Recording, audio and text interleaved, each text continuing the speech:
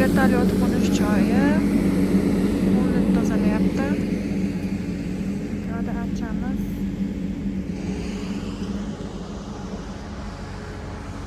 Bu Memesh degan klinika. Axin shahrida uning klinikada ishlayman. Hamshira sifatida. Axin Germaniyani Belgiya, Niderlandiya chegarasiga yaqin kichik shaharlardan biri hisoblanadi, lekin klinikaning kattaligi Yevropa bo'yicha ikkinchi o'rinda turadi.